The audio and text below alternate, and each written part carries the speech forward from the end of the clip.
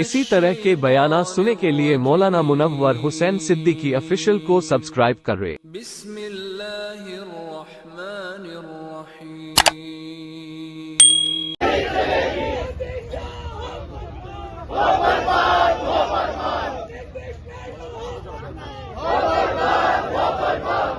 बिस्मिल्लाहि वहदक वस्सलातु वस्सलामु अला मन ला नबिय्य बअदा। बसद खुलूसो मोहब्बत सलाम करते हैं, बसद खुलूसो मोहब्बत सलाम करते हैं, हम अहले फजल का एहतराम करते हैं। सामिईन और सामियात, मेरी माएँ और बहनें, और इस बेइंसाफी के खिलाफ उमड़ते हुए सैलाब, और मेरे नौजवान दोस्तों और एसटीपीआई के तमाम जयालों, मैं आप सबका बहुत ही ज्यादा शुक्रगुजार हूं कि आप सबने ये मौका दिया कि आज इस कानून के बारे में मैं दो चार बातें आपसे अर्ज कर सकूं। मैं बात शुरू करता हूं इससे कि झूठों से कहा है कि सच बोलो। झूठों से कहा है कि सच बोलो। सरकारी ऐलान हुआ है, सच बोलो।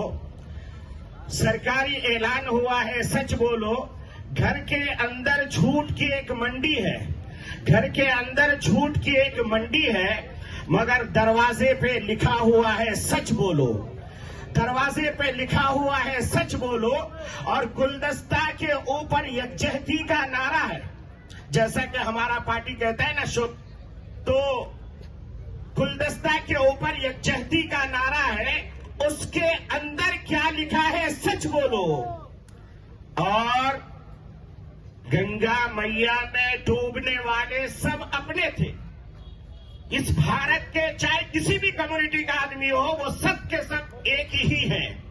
मैं हिंदू मुसलमान में कोई तफरीक नहीं करता, इसलिए कि हिंदू को भी भूख लगती है, मुसलमान को भी भूख। जो प्रधानमंत्री होता है वो किसी हिंदू मुसलमान का नहीं होता, बल्कि इंसान का होता है। मेरे भाइयों, तो मैं आपको कहना चाहता हूं कि गंगा मैया में डूबने वाले सब अपने थे। उस कश्ती में छेद किसने किया है सच बोलो। उस कश्ती में छेद किसने किया है सच बोलो।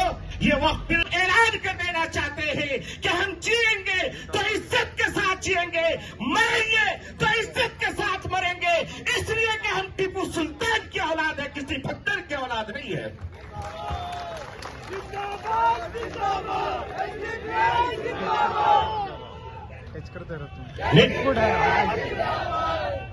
मेरे भाइयों, ये तो शुरुआत है। मैंने इससे पहले भी कहा था, हमारे कर्नाटक के प्रेसिडेंट मिस्टर अब्दुल मजीद साहब से कि आप कदम बढ़ाइए, हम आपके साथ हैं। इंशाअल्लाह मुझे नजर आ रहा है, मेरे बिरादराने वतन भाई भी हैं और बहन भी हैं, मुझे हौसला मिल रहा है कि जहां पार्लियामेंट में हमारे मुसलमान एमपीज बोल रहे थे, वहीं पर चंद्रशेखर रावत भी बोल रहा था कि मुसलमानों, तुम्हारी आखिरी लड़ाई मैं लड़ूंगा। इसलिए मैं मुसलमानों से कह देना चाहता हूं, मुसलमानों कभी तनाव महसूस मत करना, इसलिए कि इस मुल्क का सबसे बड़ा मजहब है, मोहब्बत वाला मजहब है। यहाँ सब हिंदू मुसलमान मोहब्बत के साथ जीना चाहते हैं। ऐ मोदी जी और अमित शाह जी, कहीं ऐसा ना हो कि जिस तरीके से कभी आप कहीं और जाके जी रहे थे, फिर आपको दिल्ली छोड़ के भागना पड़े।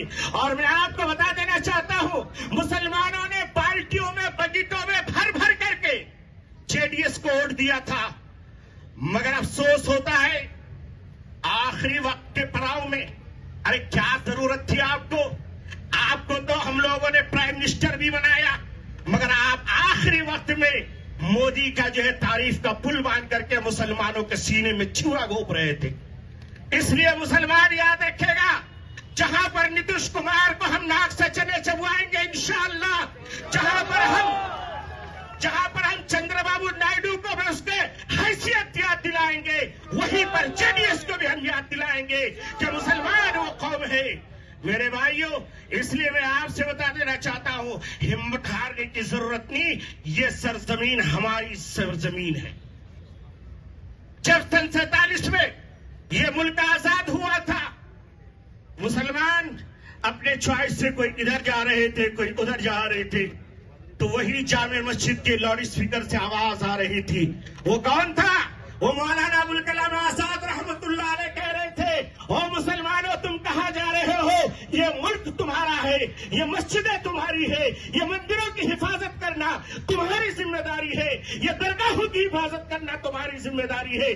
तब हमने तय किया था कि हम ताजमहल तुम्हें दे देंगे, हम लाल किला तुम्हें दे देंगे, हम अपनी झोपड़ी पे रह लेंगे, मगर इस सरजमीन की हिफाजत करेंगे। पानी नहीं मिलेगा, तयम्मुम करके हम इस जमीन पे अपना माथा रगड़ देंगे। आज तक मुसलमान इसका सबूत दे रहा है, मगर अब अमित शाह ने जो कानून ला करके हमारे सर से, छत से छीनने की कोशिश की है, उसके लिए हम इंशाअल्लाह कदम आगे बढ़ाएंगे, पीछे नहीं हटाएंगे। क्या भाई आगे बढ़ाएंगे? 2014 से आवाज दो, आवाज दो। 2014 से हम भाग रहे, कभी सीए के नाम से, कभी एनआरसी के नाम से, कभी ट्रिपल तलाक के नाम से। मैं प्यारे प्रधानमंत्री से कहता हूं, आपको अगर हमारी बहनें इतनी अच्छी लगती थी, आप उनका आंसू पोंछना चाहते थे, इतने बड़े मुल्क में कोई एक एमएलए एमपी मेरी बहन तुझे नजर नहीं आई जिसे तू टिकट दे करके ये कहता कि मैं मुसलमान बेटियों का भला करना चाहता हूं। पता चला कि वो कहता कुछ है और करता कुछ है। इसलिए मेरे हिंदुस्तान के तमाम सेकुलर भाइयों और बहनों, मैं आपसे गुजारिश करता हूं कि इस दुख भरे वक्त में हमारा साथ दो, हम आपका साथ देंगे। फिर एक हिंदुस्तान बनाएंगे जहां पर जय राम बिस्मिल सब एक साथ रहेगा। इनकलाब जिंदाबाद, कर्नाटक जिंदाबाद, एसडीपीआई जिंदाबाद।